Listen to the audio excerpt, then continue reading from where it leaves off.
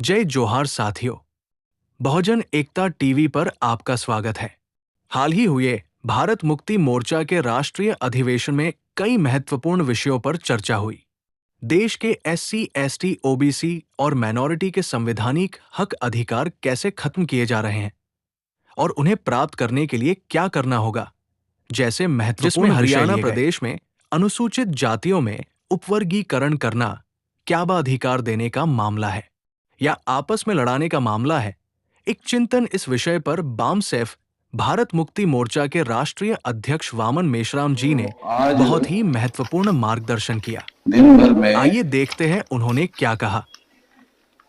जो morning session का जो सत्र था 9 बजे से 11 बजे का, उसमें सब्जेक्ट था हरियाणा प्रदेश में अनुसूचित जातियों में उपवर्गीकरण करना क्या अधिकार देने का मामला है या आपस में लड़ाने का मामला है। एक चिंतन, एक और जब जब भी आंदोलन करने का मौका है, जैसे हम लोगों ने प्लान बनाया 6 महीने में एक बार, जैसे अभी हमारा अधिवेशन चल रहा है, अधिवेशन आज की तारीख 22 तारीख है और हमारे पास में 23, 24, 25, 26, 27, 28, 29, 30, 31 9 दिन का समय है।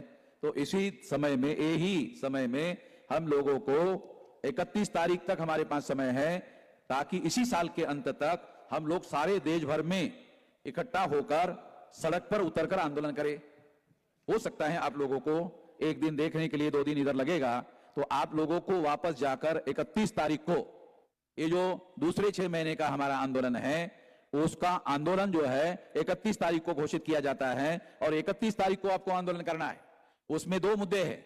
एक मुद्दे हैं ओबीसी की जाति आधारित गिनती का मुद्दा, जिसके लिए आंदोलन करना है, या भारत बंद की तैयारी करना है, भारत बंद की एक्शन करना है, और दूसरा है ईवीएम मशीन के विरोध में। ये 2 ही मुद्दों के लिए हम लोगों को 31 तारीख को इस साल के अंत तक करना है। इस साल के जुरिडिक्शन में है वो, इस साल के एरिया में हम लोगों को इस साल के समय में ये आंदोलन करना है, ताकि साल के 6-6 महीने में 2 आंदोलन हम लोग कर सके। इस आंदोलन की सबसे बड़ी विशेषता क्या है? 5 महीना 29 दिन तक जाकर तैयारी करने का। जो लोग केवल सब्जेक्ट है, दूसरा सब्जेक्ट है नक्सलवाद के नाम पर आदिवासियों का नरसंहार करना, ये शासक जातियों का गंभीर षड्यंत्र है, एक चर्चा। तो ये 11 बजे से 2 बजे का जो सत्र है, उसमें ये विषय रखा गया है और 3 बजे से 5:30 बजे का जो सत्र है, उसमें सब्जेक्ट है राष्ट्रव्यापी आंदोलन करने के लिए पदाधिकारियों को संगठन के दिशा निर्देशन, नियंत्रण और निगरानी संगठन के अनुशासन में रहकर ही राष्ट्रव्यापी आंदोलन को राष्ट्रव्यापी जन आंदोलन में तब्दील किया जा सकता है। एक चिंतन, ये 5:30 बजे तक का सब्जेक्ट है और 6 बजे से 9 बजे तक का जो सब्जेक्ट है, दिनांक 10 जून 2024 को हुई आगजनी की घटना छत्तीसगढ़ में सतनामी आंदोलन को बदनाम करके उसको समाप्त करने का षड्यंत्र है, गंभीर चिंतन। उसके बाद में जो अथवा में सब्जेक्ट है, बहुजन समाज का ट्रेड यूनियन बनाया जाना सबसे ज्यादा जरूरी और आवश्यक है, एक बहस। उसके बाद आखिरी जो सब्जेक्ट है वो है बूथ लेवल का संगठन बनाए बगैर राष्ट्रव्यापी आंदोलन निर्माण करना संभव नहीं है, गंभीर चर्चा। साथियों, हम लोग अभी 2 बजे के बाद में ये अधिवेशन का समापन किया जाने वाला है, ताकि कुछ लोगों को जो घूमना फिरना है, तो घूमने फिरने के लिए 2 बजे के बाद आप लोगों को खाना वगैरह खा करके घूमने फिरने के लिए बाकी समय आप लोगों को फ्री किया जाता है। तो इसलिए ये सत्र अधिवेशन का आखिरी सत्र माना जाए। इस बात को ध्यान में रखते हुए मैं एक एक करके शाम तक के सभी विषयों के बारे में बातें आप लोगों को बताना चाहता हूं। पहली बात तो हरियाणा प्रदेश में अनुसूचित जातियों में उपवर्गीकरण करना क्या अधिकार देने का मामला है या आपस में लड़ाने का मामला है, एक चिंतन जो शासक वर्ग है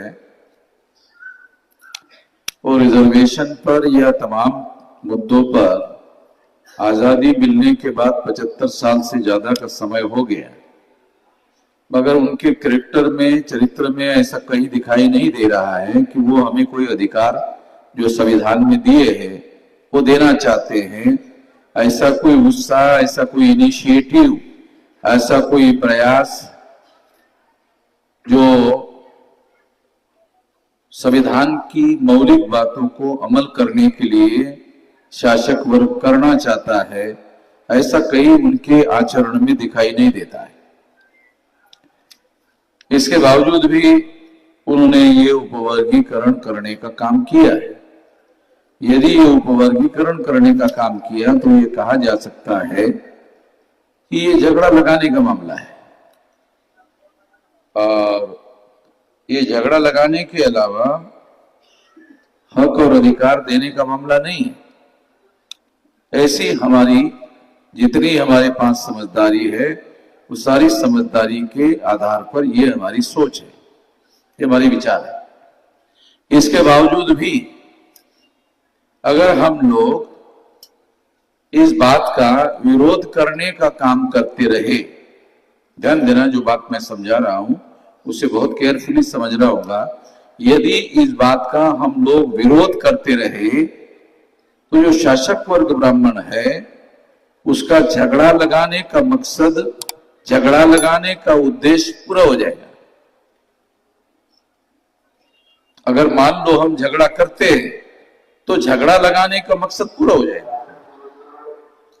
इसलिए अगर उनका झगड़ा लगाने का मकसद अगर फेल करना है, उनके झगड़ा लगाने का मकसद अगर फेल करना है तो फेल करने का उपाय है इसका समर्थन करना।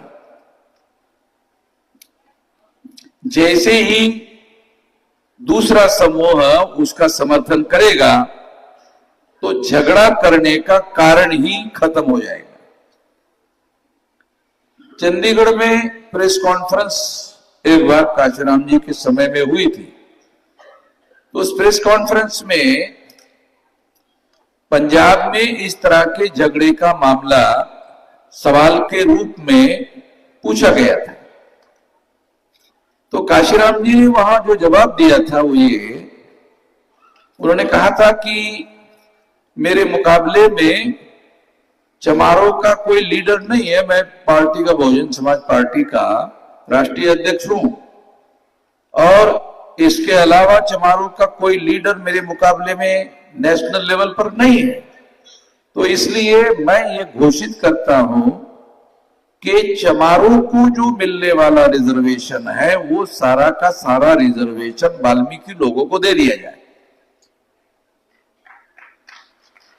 ये प्रेस कॉन्फ्रेंस में काशीराम जी ने चंडीगढ़ में घोषित किया था। ये घोषित करने की वजह से क्या हुआ, जो कांग्रेस के लोग, बीजेपी के लोग वाल्मीकि, यानी बहुत भयंकर किस्म का षड्यंत्र जो है देश में चलाया जा रहा है। तो ये बात जो है ये भी एक बहुत बड़ा एस्पेक्ट है, और ये एस्पेक्ट हम लोगों को समझना बहुत जरूरी है। अगर ये एस्पेक्ट समझ में आता है तो इसको काउंटर करने के लिए क्या करना होगा, अगर ये काउंटर करना है तो क्या करना होगा, आदिवासी विस्तार में, आदिवासी एरिया में हमारा जो संगठन है राष्ट्रीय आदिवासी एकता परिषद, उसकी शाखाएं ज्यादा बड़े पैमाने पर खड़ी करनी होगी। हम लोगों को आदिवासी विस्तार में जाकर, आदिवासी एरिया में जाकर ज्यादा बड़े पैमाने पर योजना बनाकर हम लोगों को वहां अपनी शाखाओं को खड़ा करना होगा। अगर हम अपनी शाखाओं को खड़ा हो जाएगा और अपना संगठन खड़ा करके जो जमीन खाली है, जो जमीन जो है जमीन सरकारी है, वो जमीन हमारी है, और वो जमीन लेने का, उस जमीन को उपजाऊ बनाने का और उपजाऊ बनाकर वहां फसल निकालने का, और फसल निकालकर राष्ट्र की संपत्ति में इजाफा करने का, ये तो राष्ट्र की संपत्ति बढ़ाने का कार्यक्रम है। ये राष्ट्र का नुकसान करने का कार्यक्रम नहीं है, ये राष्ट्र की संपत्ति बढ़ाने का कार्यक्रम है। और आदिवासियों को ऐसा करना चाहिए, मगर इसके पहले उस इलाके में हमारा आदिवासियों का संगठन खड़ा करना चाहिए और ये काम शांतिपूर्ण तरीके से करना चाहिए। अगर इसके लिए किसी प्रकार का कोई अवरोध खड़ा होता है तो आदिवासियों के द्वारा भारत बंद का कार्यक्रम चलाया जा सकता है, और जो एससी के अलावा एससी, इसके बाद में ओबीसी, उसके बाद में माइनॉरिटी के लोग, एससी, ओबीसी और माइनॉरिटी के लोग आदिवासियों को भारत बंद करने में साथ सहयोग और समर्थन करेंगे। ऐसा पहले हुआ और भारत में पहली बार आदिवासियों के द्वारा भारत बंद करवाया गया, सफलतापूर्वक बंद करवाया गया। ऐसा इसके पहले कभी भी नहीं हुआ। तो ये काम आने वाले समय में भी हम लोग बड़े पैमाने पर करते रहेंगे, और ये काम लगातार करते रहने से, लगातार करते रहने के पीछे मकसद ये है कि कोई आदिवासी गांव, आदिवासी समूह, आदिवासी बस्ती और आदिवासी व्यक्ति इस आंदोलन से अलग नहीं रहना चाहिए। तब तक ये बात हम लोगों को लगातार जारी रखनी चाहिए। इससे हम लोग अपने मकसद में कामयाब हो सकते हैं, सफल हो सकते हैं। और आदिवासी इलाके के जो आदिवासियों की रिजर्व सीटें हैं, जो पॉलिटिकल रिजर्व सीटें हैं, जब लगभग 39 सीटें हैं, वो लोकसभा में उनकी लड़ाकू किस्म के लोगों को चुनकर भेजा जा सकता है, क्योंकि उस इलाके में जो शेड्यूल कास्ट के लोग रहेंगे, ओबीसी के लोग रहेंगे, माइनॉरिटी के लोग रहेंगे, वो लोग लड़ाकू किस्म के आदिवासियों को संसद में चुनकर भेज सकते हैं। ऐसा किया जाना चाहिए। तो ये रिप्रेजेंटेशन डेवलप होगा आदिवासियों का। तो ये काम हम लोगों को इसके माध्यम से किया जाना चाहिए। इसके अलावा ये जो 3 बजे से 5, साढ़े 5 बजे तक का जो सत्र है, उसमें राष्ट्रव्यापी आंदोलन करने के लिए पदाधिकारियों को संगठन के दिशा निर्देशन, नियंत्रण, निगरानी और संगठन के अनुशासन में रहकर ही राष्ट्रव्यापी आंदोलन का राष्ट्रव्यापी जन आंदोलन में तब्दील किया जा सकता है। साथियों, जो हमारे संगठन में कार्य करने वाले लोग हैं, जो कार्यकर्ता के तौर पर कार्य करने वाले कार्यकर्ता है, उन लोगों को संगठन के दिशा निर्देशन एवं नियंत्रण में रहकर कार्य करना चाहिए। कोई भी व्यक्ति संगठन का रिसोर्स कब बनता है? वो तब बनता है जब वो दिशा निर्देशन में, नियंत्रण में रहकर कार्य करता है। अगर आपके हाथ में बंदूक है, आपके नियंत्रण में बंदूक है, तब तक बंदूक हथियार है। अगर बंदूक आपके हाथ में नहीं है, ऐसी ही पड़ी हुई है, तो वो बंदूक हथियार नहीं माना जा सकता। आत्मरक्षा करने के लिए बंदूक का जब हम उपयोग करने लायक हो सकते हैं, तब हो सकते हैं जब बंदूक हमारे नियंत्रण में हो। हमारे नियंत्रण में हो और हम आत्मरक्षा करने के लिए उसका उपयोग और उपयोग कर सकते हैं, करें, तब हथियार है। अन्यथा वो केवल बंदूक है, वो हथियार नहीं है, वो साधन नहीं है। तो नियंत्रण में होना जरूरी है।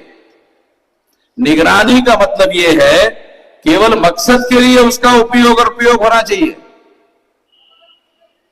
निर्देशन का मतलब यह है कि जो टारगेट फिक्स किया जाता है उसके लिए उसका उपयोग किया जाना चाहिए। तब जब माना जा सकता है कि संगठन में रहकर कार्य करने वाला व्यक्ति संगठन का साधन बन गया है। वो साधन बनना जरूरी है। और साधन बनने के बाद में ही वो व्यक्ति अनुशासन में है, ऐसा माना जा सकता है। और जब ये सारी चीजें वो उसके अंदर है, तभी ये कहा जा सकता है कि ऐसे लोगों के द्वारा निर्माण किया हुआ संगठन और आंदोलन जन आंदोलन में रूपांतरित किया जा सकता है, अन्यथा नहीं।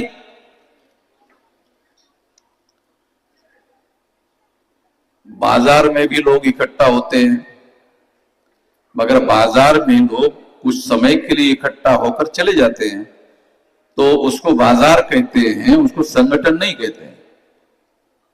तो संगठन अलग है, बाजार अलग है। तो इसलिए संगठन का निश्चित मकसद होता है, उस मकसद को पूरा करने के लिए साधन संसाधनों का उपयोग करना पड़ता है। और ये साधन संसाधनों का उपयोग जब हम करने लायक होते हैं, ऐसे ही आंदोलन को जन आंदोलन में रूपांतरित किया जा सकता है। और जब यह आंदोलन जन आंदोलन में रूपांतरित होता है, तब हमारी आजादी का मतलब, आजादी का मामला, आजादी की समस्या का समाधान हो सकता है, अन्यथा नहीं हो सकता। हमारी सबसे बड़ी और पहले नंबर की समस्या क्या है? गुलामी की। 15 अगस्त 47 को ब्राह्मण लोग अंग्रेजों के गुलामी से आजाद हो गए, हम थोड़ी हो गए। कब्जा तो ब्राह्मणों ने किया, अंग्रेज विदेशी थे, ब्राह्मण भी विदेशी थे।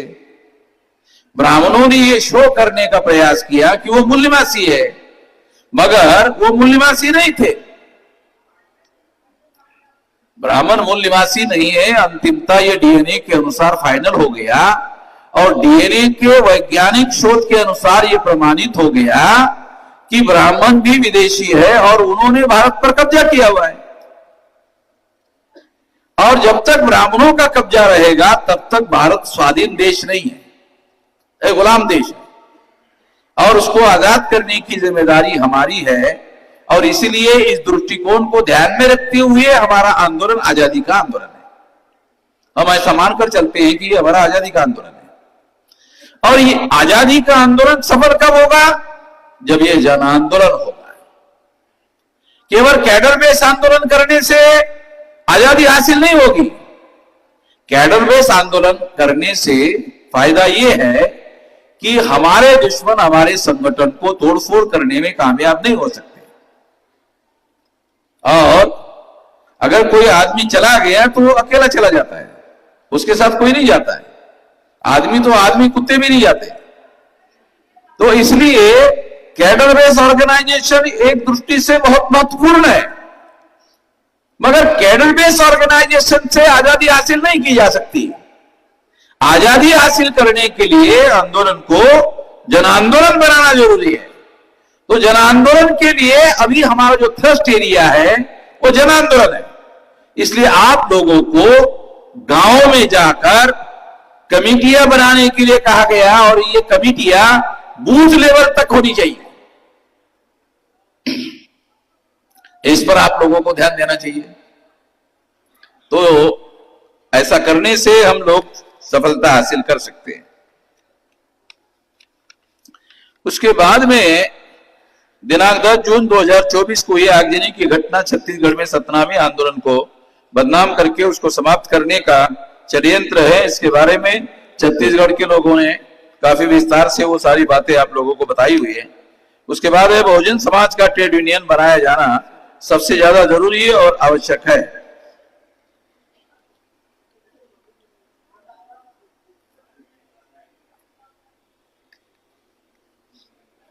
साथियों,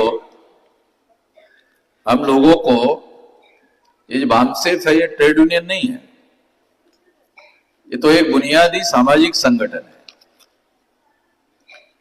ट्रेड यूनियन हम लोगों को क्यों खड़ा करना है? तो भारत में जो इंडस्ट्रियल डेवलपमेंट है, जितना भी इंडस्ट्रियल डेवलपमेंट है, तो किसी भी देश का जो इंडस्ट्रियल डेवलपमेंट होता है उसके लिए सबसे इंपॉर्टेंट ह्यूमन रिसोर्स जो है लेबर फोर्स है। ये जो ह्यूमन रिसोर्स है, जिसके बगैर इंडस्ट्रियल डेवलपमेंट नहीं हो सकता। तो वो जो लेबर फोर्स है वो 100% हमारा है। और हमारे बगैर, क्योंकि देखो एक होती है पूंजी और दूसरा होता है ह्यूमन रिसोर्स। पूंजी और ह्यूमन रिसोर्स जब इकट्ठा आते हैं तो प्रोडक्शन होता है और इंडस्ट्रियल प्रोडक्शन डेवलप होता है और फिर इंडस्ट्रियल प्रोडक्शन के बाद देश का बहुत बड़े पैमाने पर विकास होता है। तो इसलिए क्योंकि जितना ज्यादा प्रोडक्शन होगा उतना ज्यादा प्रोडक्शन टैक्स होगा, जितना ज्यादा प्रोडक्शन टैक्स होगा उतना ज्यादा टैक्स सरकार के पास इकट्ठा होगा, जितना ज्यादा टैक्स इकट्ठा होगा उतना ज्यादा देश के विकास और तरक्की के लिए पैसा आएगा और फिर उसके आधार पर देश की तरक्की को आगे बढ़ाया जा सकता है। तो इसलिए ये जो ह्यूमन रिसोर्स है इंडस्ट्रियल डेवलपमेंट के लिए, वो SC ST OBC माइनॉरिटी के लोगों का है। लेबर फोर्स वो हमारे ही लोगों के आधार पर ये इंडस्ट्रियल प्रोडक्शन हो रहा है, इंडस्ट्रियल डेवलपमेंट हो रहा है, उसमें हमारे लोग हैं, उनका बहुत बड़े पैमाने पर शोषण हो रहा है। उस शोषण को रोकने के लिए हम लोगों को ट्रेड यूनियंस जो है हर जगह डेवलप करने की जरूरत है।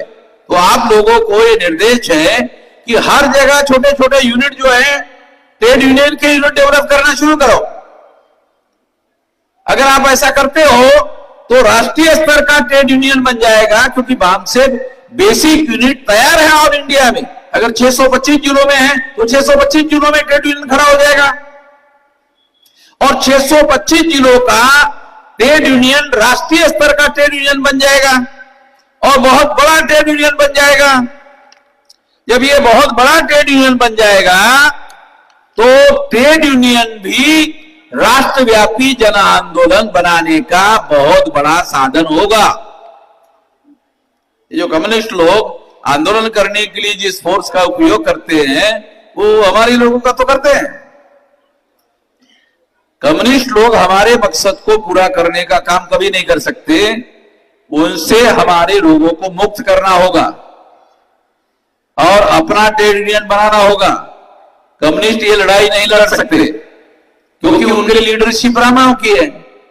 उनसे हम लोगों को उनको निकालना होगा और निकालने के लिए अल्टरनेटिव देना होगा, तब लोग निकलेंगे और उसका लीडरशिप भी हमारे लोगों के हाथ में देना होगा, तब जाकर के वो लोग उस ट्रेड यूनियन से, ब्राह्मणों के ट्रेड यूनियन से मुक्त होंगे और फिर हमारा राष्ट्रीय स्तर का ट्रेड यूनियन होगा। तो समाज के साथ साथ जो ट्रेड यूनियन है वो भी आजादी के आंदोलन का बहुत बड़ा हथियार होगा। ये बात समझकर हम लोगों को ट्रेड यूनियन खड़ा कर। अभी आखिरी बात मैं कहना चाहता हूं वो है बूथ लेवल का संगठन बनाए बगैर राष्ट्रव्यापी आंदोलन निर्माण करना संभव नहीं है। साथियों, अभी हमारी प्राथमिकताएं, हमारी सबसे बड़ी प्राथमिकताएं हैं राष्ट्रव्यापी आंदोलन निर्माण करने की। तो बामसेफ का जो डिस्ट्रिक्ट लेवल का यूनिट है, बामसेफ का जो तहसील यूनिट है, उनको अब दूसरा सारा काम धाम छोड़ करके गांव में जाना शुरू करना चाहिए और हर सैटरडे संडे को गांव में जाकर मुक्काम करना चाहिए रात में, और शाम के समय में मीटिंगें लगानी चाहिए और एक भौगोलिक नेटवर्किंग के लिए मीटिंगें करनी चाहिए और सोशल नेटवर्किंग के लिए schedule caste, most backward schedule caste, extreme backward schedule caste, schedule tribe, most backward schedule tribe, nomadic tribe, MBC, OBC और माइनॉरिटी मुस्लिम, सिख, ईसाई, बुद्धिस्ट, जैन, लिंगायत, ऐसे लगभग 14-15 सामाजिक समूहों के संगठन गांवों में जहां अवेलेबल है, वहां अगर सारे अवेलेबल है तो 14 समूहों के संगठन छोटे छोटे गांवों में बनाने चाहिए ताकि 100% हमारा जो समाज है, लोग हैं, वो उसके साथ जुड़ सके। अगर ऐसा होता है तो क्या होगा, तो बूथ लेवल का संगठन के द्वारा हमारा 100% समाज जो गांव में निवास कर रहा है वो इकट्ठा हो जाएगा। और जब जब भी आंदोलन करने का मौका है, जैसे हम लोगों ने प्लान बनाया 6 महीने में एक बार, जैसे अभी हमारा अधिवेशन चल रहा है, अधिवेशन आज की तारीख 22 तारीख है और हमारे पास में 23, 24, 25, 26, 27, 28, 29, 30, 31 9 दिन का समय है। तो इसी समय में, यही समय में हम लोगों को 31 तारीख तक हमारे पास समय है, ताकि इसी साल के अंत तक हम लोग सारे देश भर में इकट्ठा होकर सड़क पर उतरकर आंदोलन करें। हो सकता है आप लोगों को एक दिन देखने के लिए 2 दिन इधर लगेगा, तो आप लोगों को वापस जाकर 31 तारीख को ये जो दूसरे 6 महीने का हमारा आंदोलन है, उसका आंदोलन जो है 31 तारीख को घोषित किया जाता है और 31 तारीख को आपको आंदोलन करना है। उसमें 2 मुद्दे हैं। एक मुद्दे हैं ओबीसी की जाति आधारित गिनती का मुद्दा, जिसके लिए आंदोलन करना है, या भारत बंद की तैयारी करना है, भारत बंद की एक्शन करना है, और दूसरा है ईवीएम मशीन के विरोध में। ये 2 ही मुद्दों के लिए हम लोगों को 31 तारीख को इस साल के अंत तक करना है। इस साल के ज्यूरिडिक्शन में है वो, इस साल के एरिया में हम लोगों को इस साल के समय में ये आंदोलन करना है, ताकि साल के 6-6 महीने में 2 आंदोलन हम लोग कर सके। इस आंदोलन की सबसे बड़ी विशेषता क्या है? 5 महीना 29 दिन तक जाकर तैयारी करने का। जो लोग केवल आंदोलन करने के दिन में काम करते हैं और 5 महीना 29 दिन तक गांवों में जाकर तैयारी नहीं करते हैं, तो इसका मतलब वो आंदोलन नहीं कर रहे। इसका 90% जो काम है वो है तैयारी करना। तैयारी करने से 6.5 लाख गांवों का संगठन खड़ा होगा और भौगोलिक संगठन के साथ साथ सोशल नेटवर्किंग का संगठन भी खड़ा करना है। संगठन भी सोशल नेटवर्किंग का खड़ा होगा और 2030 तक ये लगभग 2 करोड़ शाखाएं डेवलप होगी। और जब 2 करोड़ शाखाएं डेवलप हो जाएगी तो ये आंदोलन नहीं रहेगा, ये जन आंदोलन में रूपांतरित हो जाएगा। यानी 15 लाख शाखाएं जो है, अगर वो शाखाएं सोशल नेटवर्किंग में 14 जगह शाखा करती है तो 15 लाख इंटू 14, तो ये 2 करोड़ के लगभग शाखाएं तैयार होगी। अगर 2 करोड़ के लगभग शाखाएं तैयार होगी तो 2 करोड़ के लोगों को जब भी हम आह्वान करेंगे 2 करोड़ सेंटर पर लोग सड़कों पर उतरेंगे। जब 2 करोड़ सेंटर पर लोग सड़कों पर उतरेंगे तब आप अंदाजा लगाओ ये आंदोलन कितना विशाल होगा। और जब इतना विशाल आंदोलन होगा तो तब हम लोग ब्राह्मणों के गुलामी से आजादी हासिल करने के लायक हो जाएंगे। तो ये काम आपको करना है। यानी इसका मतलब है तैयारी करने का काम 90% है, एक्शन करने का काम 10% है। तो तैयारी करने पर सबसे ज्यादा जोर देना होगा। शहरों में जो हमारे लोगों के मतलब अगर नगरपालिका है, महानगरपालिका है तो वार्ड है, तो वार्ड को आप लोग यूनिट बनाओ, भौगोलिक क्षेत्र का यूनिट बनाओ और वार्ड के नीचे जो सोशल नेटवर्किंग है उसमें सामाजिक समूहों का बनाओ और गांवों में उसी तरह का बनाओ। अगर ऐसा करते हो तो 2 करोड़ शाखाएं डेवलप होगी और इस तरह से 2 करोड़ शाखाएं डेवलप होने के बाद ये आंदोलन बहुत बड़ा विशाल जन आंदोलन हो जाएगा। और जब ये हो जाएगा तब हम लोग आजादी हासिल करके अपना मकसद पूरा कर सकते हैं। देखो इसका दिमागी समाधान ढूंढ लिया गया है। 50% तो हमने समस्या का समाधान कर दिया है। समस्या होती है उसका दिमागी समाधान निकालना पड़ता है। ये 50% समाधान है, रहता है 50% समाधान, तो उसको जमीनी स्तर पर एक्शन में लाना पड़ता है। जमीनी स्तर पर जब हम एक्शन में लाते हैं तो एक्चुअल रिजल्ट आता है। तो एक्चुअल रिजल्ट के लिए हम लोगों को 50% एक्शन का कार्यक्रम करना होगा।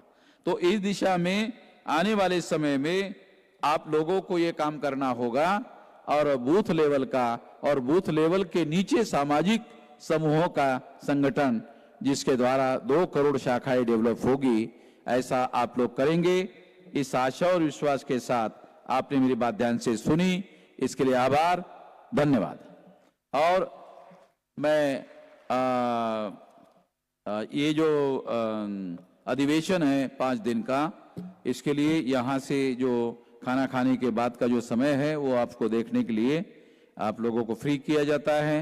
मैं चौधरी जो यहाँ के हमारे प्रदेश अध्यक्ष है उनसे भी अनुरोध करना चाहूँगा कि वो आप लोगों का धन्यवाद ज्ञापन करते हुए इस बात की घोषणा कर दे। ये अधिवेशन समाप्त हो गया।